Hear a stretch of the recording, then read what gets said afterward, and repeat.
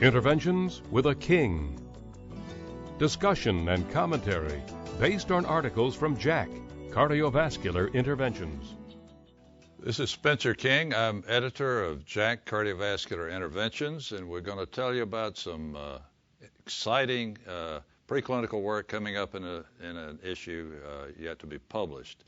Visiting with me today is Dr. Robert Lederman, who's a senior investigator at the National Heart, Lung, Blood Institute. Welcome.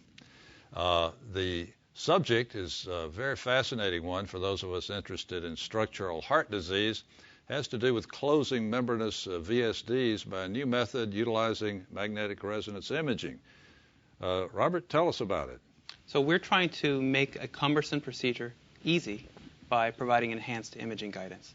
Kanishka Ratnayaka, a pediatric interventionist in my lab, has taken MRI-derived roadmaps and registered them with live X-ray fluoroscopy so that he's able to conduct the procedure entirely antegrade.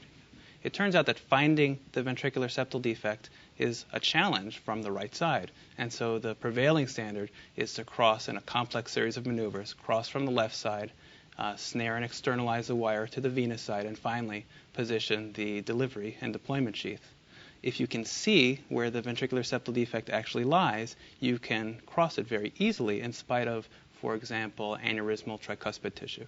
And so using our environment that unfortunately is homemade, of X-ray fused with MRI roadmaps, we're able to conduct this procedure effectively in about half the time and with about half the radiation required using a conventional technique. So I'm with you on this part about it's cumbersome to do it the other way. Most of us in interventional cardiology say, okay, this is a little too much. So, but the ability to do it from the right side and cross is very, very exciting. How did you do these experiments? How were they carried out? So we're able to go to the store and buy a pig with a congenital membranous ventricular septal defect.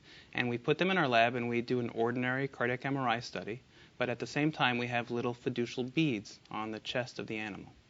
And so we transfer the animal directly to the X-ray interventional suite and use those same beads to register the MRI 3D data to the X-ray 2D data. And our system, just like several emerging commercial systems, automatically corrects for the gantry position or the table position or the magnification so that we can actually see where the 3D structures should be when we use the X-ray. So this is an offline MRI, and then you get in the cath lab and you register this, and with that you can, and I think you will see from the article, the images showing how this works, and actually nice online images which will be published in the online version of the journal.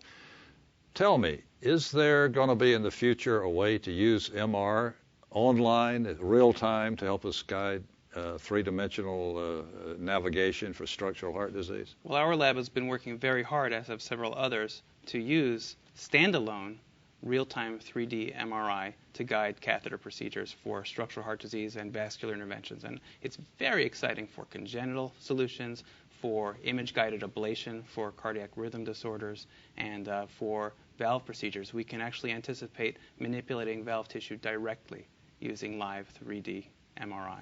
It'd be a pretty neat way for us to avoid standing around in radiation all day, too, if we could do this.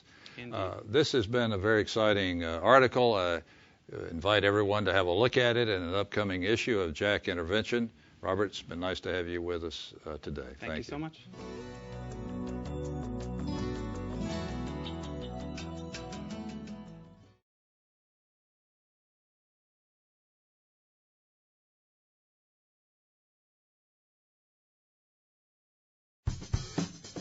Have a question or comment about a CVN story? Send us an email at cvnfeedback@acc.org.